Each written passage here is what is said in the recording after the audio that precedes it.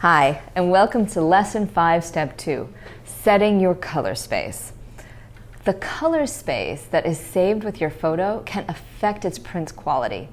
And in this step, we're going to talk about the most well-known color spaces, Adobe RGB, sRGB, and CMYK, and which one you should use when saving your photos for printing.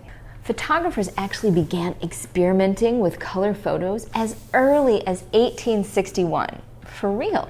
That's when the first color photo was shot using red, green, and blue filters. And that's also where the term RGB came from.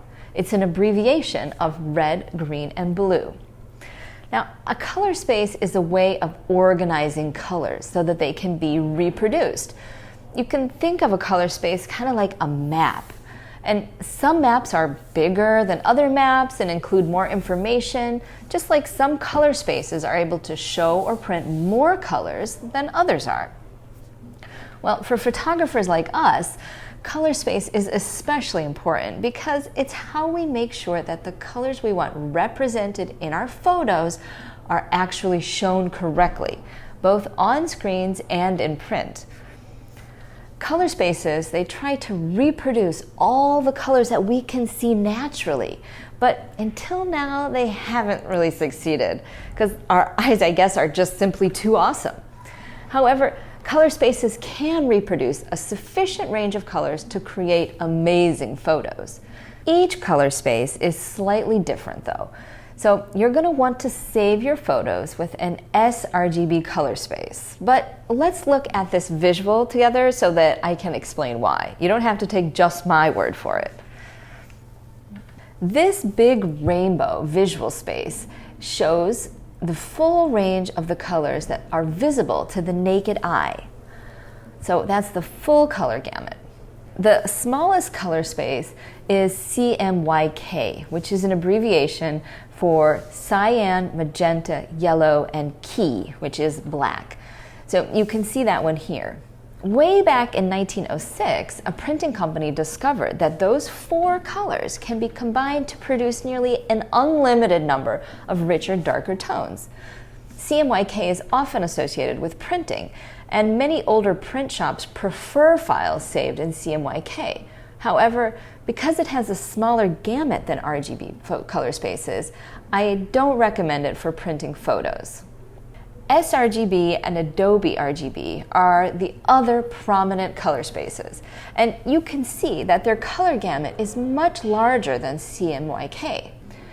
sRGB stands for Standard RGB, and it was created in 1996 by Microsoft and HP.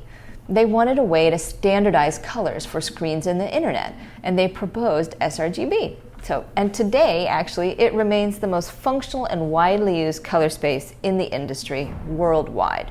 2 years later, Adobe created Adobe RGB, which has a slightly larger gamut than our sRGB, and you can see that here.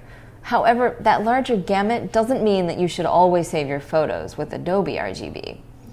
It's totally up to you, but I do recommend using sRGB for two reasons.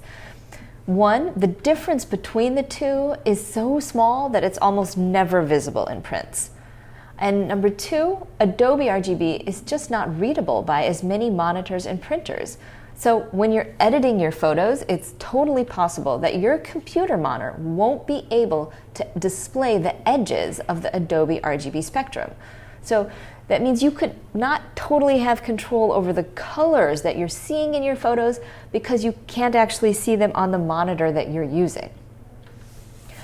At Exposure, we've been printing thousands of amazing photos and big wall prints every year for years.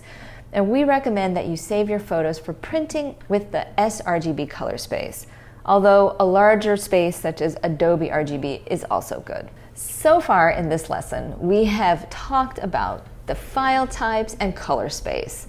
The last step is actually doing the saving, which is the final step in your workflow. So in step 3, saving workflow, we're going to walk through step by step how to make sure your photo is the ratio and resolution that you want and how to save it for printing. We're not going to f-stop halfway, so I'll see you there.